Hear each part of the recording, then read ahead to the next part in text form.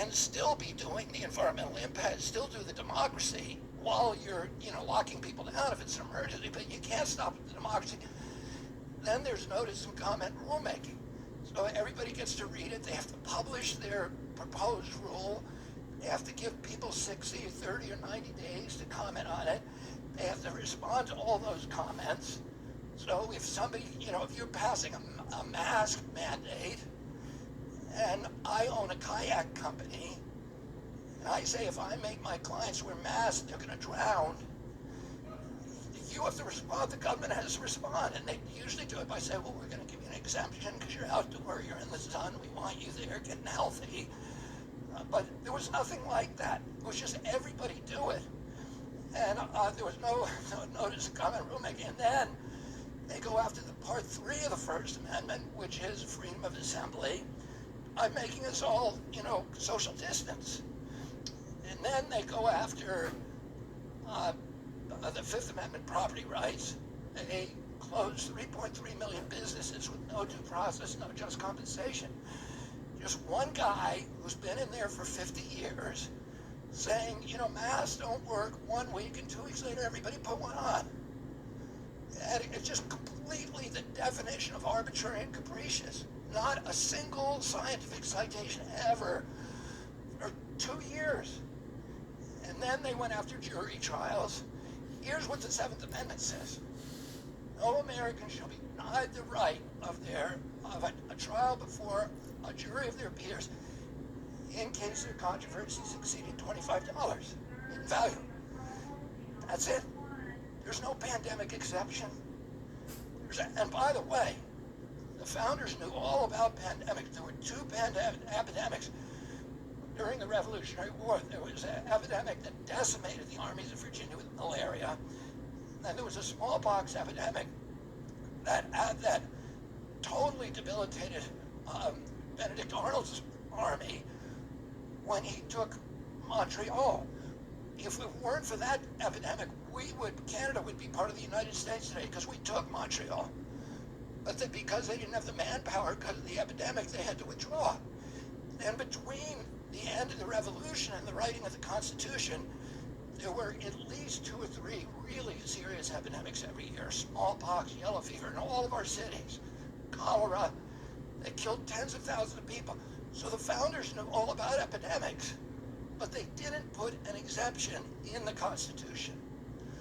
So, and they, of course, they went after the 4th Amendment, prohibitions against warrantless searches and seizures, and we all have to, give our medical information before we go into a bowling alley or a public building. Or really, they got rid of every one of the first 10 amendments except for the Second Amendment. It's the only one that was left intact. And, and so I looked at this and I said, how did this happen? Because it's not just happening here. It's happening all over the world. And all over the world, everywhere, all at the same time. The last chapter of my book was to me the most shocking revelation. Because what I found was, I saw this Event 201. And raise your hand if you know what Event 201 was. My hand's up. Is your hand up? For those of you who don't know, Event 201 was a pandemic simulation, a coronavirus pandemic simulation that took place in October of 2019. War game. Nobody had ever heard of coronavirus. They war gamed it until January. So that's 3 months later. In October, we now know that coronavirus was already circulating in September, so the month before, in Wuhan. But nobody knew about it. And yet they had a coronavirus pandemic simulation in New York City, hosted by Bill Gates and Avril Haines, the former deputy director of the CIA, who did CIA? Guantanamo Bay cover-up. She is like the cover-up queen.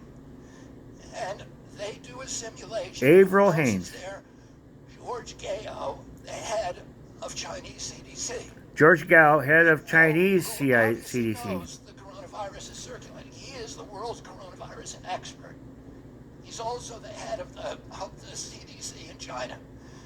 And then they had all of the social media platforms were there, the big insurance companies, Johnson & Johnson, the big pharma companies, and they meet for 2 days. And they have 4 seminars, and each one is faking this, coronavirus is spreading across the world. Wargaming. And they simulate, they don't say, okay, we got vitamin D to everybody, and we got to make sure everybody gets exercise and gets out of their house and gets healthy and, builds their immune system. And there's none of that. And zinc and, all the things. We got to figure out early treatments. We got to use the computer, the internet to connect all 15 million doctors, frontline doctors around the world, so that we know when they treat people what's working, what's not, and we're constantly upgrading the protocols. That's what they should have been doing. That's not what they're doing. They were working on ways to use the coronavirus pandemic as a pretense for clamping down totalitarian controls globally.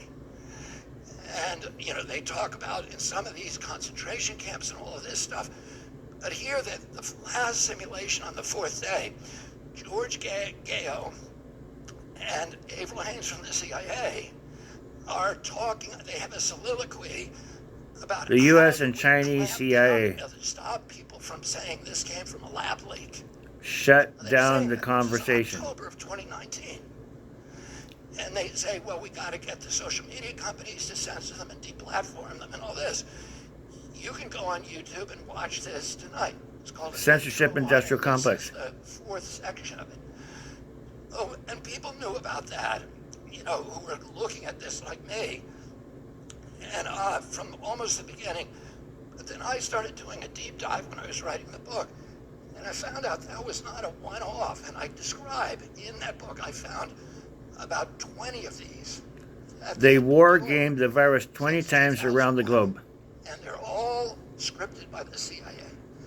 And all of them include top-level officials like James Woolsey, the deputy director of the CIA, Tara O'Toole. All of them have senior CIA officials. Many of them have famous people who kind of give an imprimatur of legitimacy to what they're doing. Like Madeleine Albright or Tom Daschle or, Bill Gates and a lot of them. And Gro Brundtland from the WHO. People who are respected and they end up drilling, each one of them is drilling the imposition of totalitarian controls. Collectively, they have names like Dark Winter and Crimson Contagion and all these weird names, but collectively they're called Operation Lockstep. And they involved hundreds of thousands of people, public officials from little towns all over America, health officials from the state, police, firefighters, hospital systems, public utilities, and FBI, CIA, U.S. Marshals in Canada, the United States, all over Europe, Australia, and China. We're all doing it together.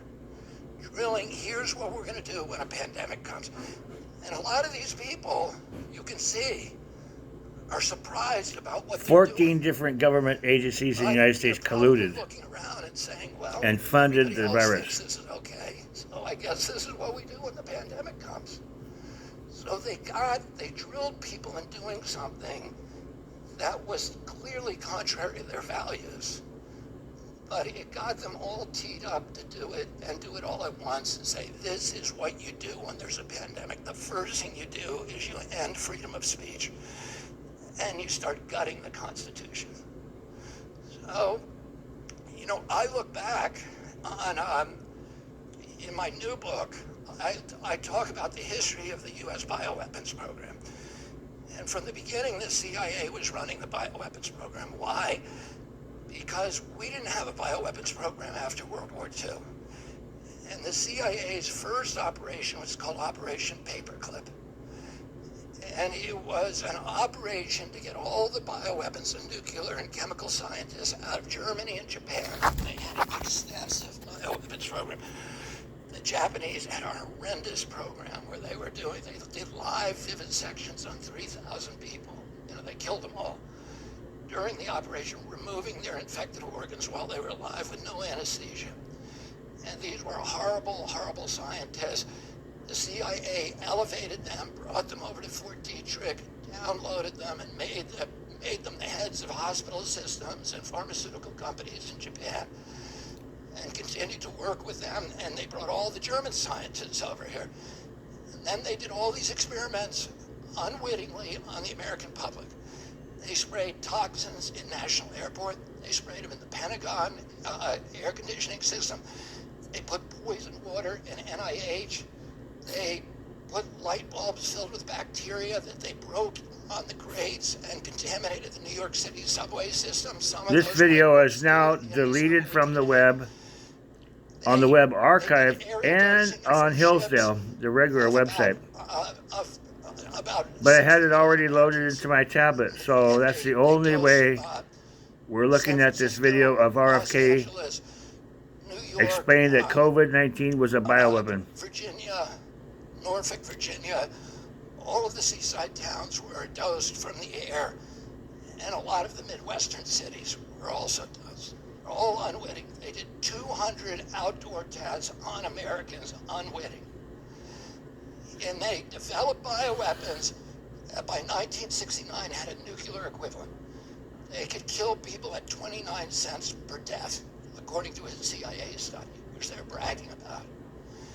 And then in 69, President Nixon shocks the world by going to Fort Detrick and ending the U.S. bioweapons program. He was worried that we were creating bioweapons that could be reproduced for nothing. They were kind of a poor man's nuclear bomb. Anybody could reproduce them and we were publishing how you did it. So they were giving blueprints to foreign nations to create these things that could be used against us. And he said, why are we doing this? We have nuclear bombs.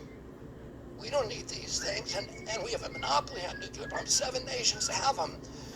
We've agreed not to give them to anybody else. Why are we letting these guys get, weapons that are going to be turned against us? So he shut down the whole program. The Pentagon destroyed all of its bioweapons, but the CIA went into Fort Detrick right before the Pentagon went in there and took cultures of all the different weapons and hid them in a warehouse. A lot of it was in New York City and Washington, D.C.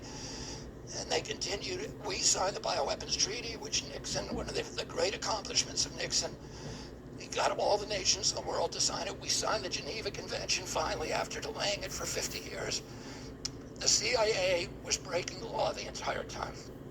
Then, in 2001, 9/11. in June, the CIA sponsors the first of its pandemic simulations. It simulates a biological attack on Washington, D.C. by Saddam Hussein. This is in June 2001. That simulation got international press, and a lot of the CIA people, like Judith Miller from the New York Times, was promoting it, going around doing all the talk shows. It triggered 2 Senate hearings, one by Joe Biden's committee. And that hearing was in September 2001. What happened in September 2001? So June, July, August, September. 9/11. 4 months before So 9/11. that was going on during 9/11. Wow. As soon as 9/11 happened, the neocons, which were working on all this stuff with the CIA, pulled out the Patriot Act, a 350-page statute from a shelf where it had been waiting for a while. And in 1 week... They already had the Patriot Act drawn up before 9/11. There's only one member of Congress who read it, which was Dennis Kucinich, and he went crazy and said, you have no idea this is the end of American democracy if you do this. It allows the CIA to spy on Americans. One of the things the Patriot Act did is it did not get rid of the Geneva Convention or the Bioweapons Treaty, but it said no federal official can be prosecuted for violating those 2 statutes. So it reopened the bioweapons arms race globally. 9/11 And laws are supposed to protect us from terrorists. Reopened our bioweapon department. The Patriot Act was being debated, and it was being held up by 2 senators. there was an anthrax attack on the U.S. Capitol. And they did an anthrax attack on 2 senators that were holding up and the neocons all said, see, we were right. And the laws that were created because of 9/11. Hussein attacked us. And we used that as a justification to go to war against Saddam Hussein. And within 2 days, we passed the Patriot Act. Who got the anthrax? 2 Senate offices. Tom Daschle and Patrick Leahy, the 2 senators who were blocking the Patriot Act. Wow. The FBI did a 1-year Dirty investigation. CIA. They said this anthrax was unique. It was Ames anthrax, and there's only one place in the world it could have come from, Fort Detrick, the CIA lab. So we went to war, we passed the Patriot Act, and immediately started giving $2 billion a year to bioweapons development. The Pentagon didn't want to do it because it was $2 billion a year for bioweapon development. Because it was a death penalty to violate. Guess who makes twice as much because of that than the President of the United States? A war crime, even if Dr. Fauci. somebody told you it was okay, it wasn't. And so they funneled it through DTRA and DARPA. They funneled all of that money to NIH, to NIAID, which became the primary spear tip of bioweapons development. So Tony Fauci became the bioweapons czar in 2001. His budget went up by $2.2 billion. He was personally given a 68% raise from the military. That's why he was the highest paid individual in the federal government, because he was getting this 68% bonus every year from the military. We give him a bonus for making bioweapons that killed 20 million people. And the thing the military wanted was gain-of-function studies, where they could take wild viruses and turn them into bioweapons. And bioweapons development always includes vaccine development, because unlike chemical weapons, with bioweapons there's always blowback. It's called the boomerang effect. If you give your enemy bubonic plague, your guys are going to get it first, too. They're going to get it quickly. So the only way you can deploy bioweapons is if you have already developed a vaccine. So the race is to develop a vaccine simultaneously with bioweapons, and then you can deploy the bioweapons, and your enemy will take a couple of years to develop the vaccine. And you can inoculate all of your team.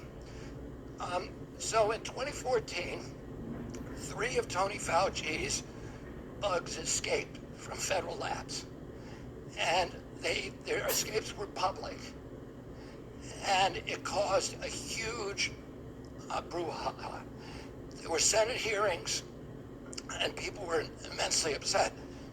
And 300 scientists wrote a petition to President Obama saying, you have to shut down Tony Fauci. He's going to cause a global pandemic. And Obama declared a moratorium and ordered Fauci to shut down the 18 studies he was then doing. As I show in my book, he didn't do it. He instead took that science and he moved it offshore to the Wuhan lab and to the Ukraine. And when he did that, he was not the only one who did it. Tony Fauci spent about $29 million on gain-of-function science in Wuhan. But the CIA spent over $100 million. And the military spent about that much too, about $64 million. And the CIA funneled the money, most of it through USAID. But the CIA, as we now know, was also running this organization called the EcoHealth Alliance, which Fauci was funneling his money through. It was like a laundromat where they funneled federal money so that their fingerprints would not be visible on those studies. And so that's important to understand now. Just to get to the final thing, in my book, in Tony Fauci, if any of you end up reading the book, that last chapter talks about all of these pandemic simulations. I've been studying the CIA for much of my adult life. Because of my family's relationship, I wrote a book, which to me is my best book, American Values. And it is the story of my family's 60-year fistfight with the CIA, which began with my grandfather, Joseph Kennedy, who served on the Hoover Commission in 1955 and recommended the disbanding of the CIA's Plans Division. It's division that was fixing elections and assassinating leaders and all of that. So the CIA never forgave my family for that. And then when my uncle came in, after the Bay of Pigs, he fired the top 3 officials, Bissell and Goodell and Alan Dulles, who then Alan Dulles made himself the head of the Warren Commission 3 years was later. When my uncle died, he told a reporter the CIA had brought over hundreds of Nazi war criminals into the FBI, CIA, and military intelligence. His uncle fired him and then got killed. They assassinated JFK because they're firing Alan Dulles. MK Ultra, and MK stands for mind control, MK Naomi, MK Dietrich. It all came out of Fort Detrick and NIH, and then 150 colleges around our country where they were funding these studies. And if you look at what they do in these simulations, they're using all of these techniques that they developed in colleges, college laboratories.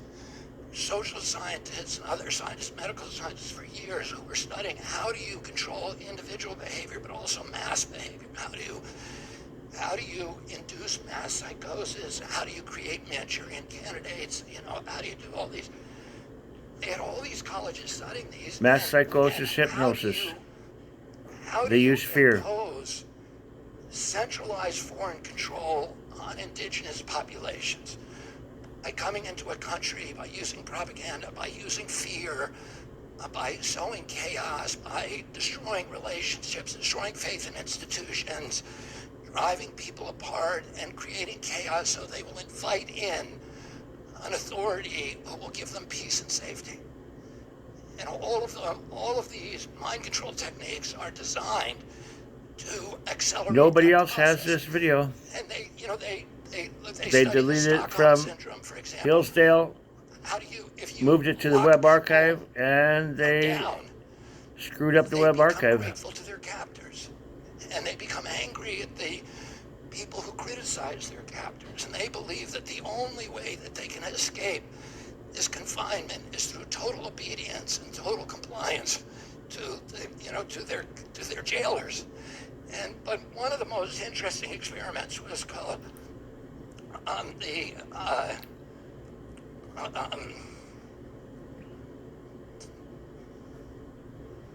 anyway, I'll think of it. It was Milgram. And there was a associate scientist at Yale, a sociologist called Stanley Milgram, who was part of the MK Ultra program.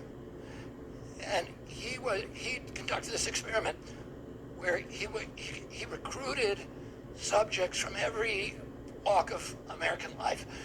They were students, they were professors, they were business people, they were blacks, whites, everybody from the New Haven area. And he would put the subject in a chair at a table where there was a dial in front of them that they could administer an electric shock to a person who was tied in the chair in the next room, who they told was tied in a chair, but he was actually a Confederate of Milgram's. He was an actor. And when they turned this dial up and administered the supposed electric shock, they could hear the man in the other room screaming, shouting, begging, struggling, pleading with them, crying. And most of the people who were participating in this experiment begged to stop. A lot of them were crying and telling the doctor was standing behind them saying, turn it up, turn it down, turn it higher, turn it down, turn it even higher, turn it down. And 67% of them turned it up to 67% would torture you. It was marked potentially fatal. 67%. You can go on Wikipedia and look this up. The Milgram experiment. Milgram. But 33% of the people got up and walked out. Were the 33%? Milgram said that for 67% of the people, if you have an authority figure it has some imprimatur of legitimacy, Dr. like Fauci. a doctor's title, that 67% of people will take his orders, even if it means violating their most sacred values. They'll go against everything they believe in.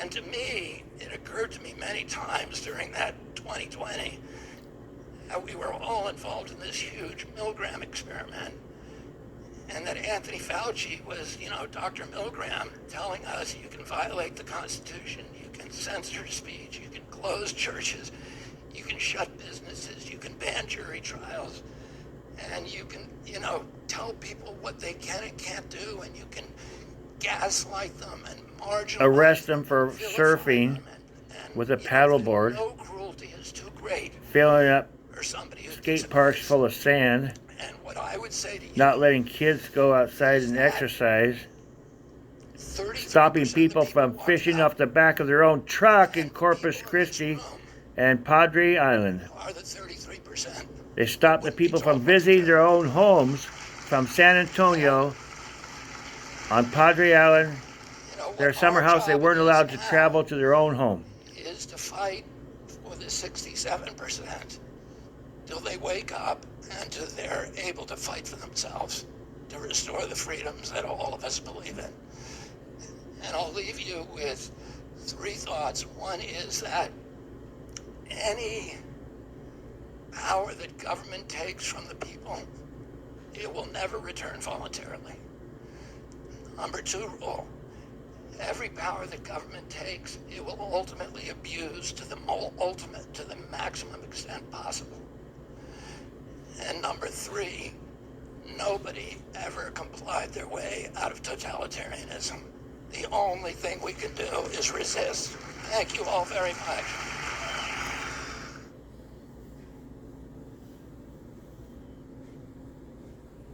I'm in a wheelchair after 2 weeks to slow the spread, turned into 2 years to steal my muscles, and disable me. My pronouns are arrest Dr. Fauci.